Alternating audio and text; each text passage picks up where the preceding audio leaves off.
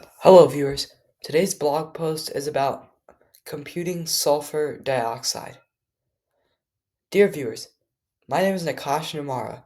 Today, I will be talking to you about primary pollutants such as sulfur dioxide.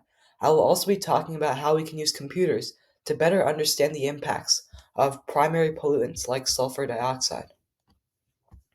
So, what is sulfur dioxide? According to Britannica, sulfur dioxide is an inorganic compound, and it is heavy, colorless, and it is a poisonous gas. Sulfur dioxide is also an environmental pollutant. Not only that, but sulfur dioxide is a primary pollutant. This means that sulfur dioxide is emitted directly from a certain source. I will go into what that source most importantly emits sulfur dioxide next. Sources. A very important source of sulfur dioxide is something we use every day for energy. It is indeed a fossil fuel. This makes this source bad for the environment. This source is coal. The combustion of coal can release sulfur dioxide. Depending on which type of coal you use, you can get a lot of sulfur dioxide or a little sulfur dioxide. For example, peat coal emits literally no sulfur dioxide because most people consider it not to be a coal. However, bituminous coal emits a very high sulfur content.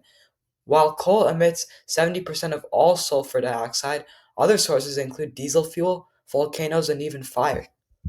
Impacts. Sulfur dioxide emission has a wide variety of impacts, including environmental and human health impacts.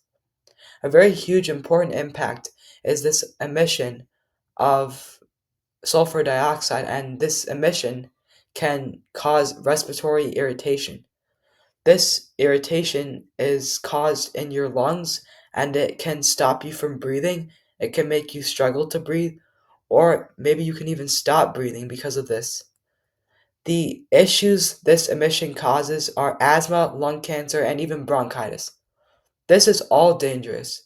An important environmental issue emission causes is acid rain. This is when normal rainwater becomes acidic, and this can destroy homes, personal items, and it can even tamper with our mental states. This is also not a good impact. However, generally, sulfur dioxide emissions don't have good impacts. Computing. How can technology help us track and manage sulfur dioxide emissions? Let's start out with sensors and IoTs. These things, when placed at industrial sites, power plants, and even satellites, can track emissions. Sensors can track sulfur dioxide levels all the time. IoTs can transmit this data back to platforms that are seen by researchers, scientists, and more. There's also something called flue gas desulfurization systems. These systems decrease the amount of sulfur dioxide emitted in the environment. These systems mix limestone slurry with the sulfur dioxide emitted in smokestacks. This combination can reduce the sulfur dioxide emission into the atmosphere. Finally, computers, phones, and other devices can be used to spread the message about sulfur dioxide emissions as an issue. This message spreading can inform more people about what is happening with sulfur dioxide and how these emissions can have effects. Thank you.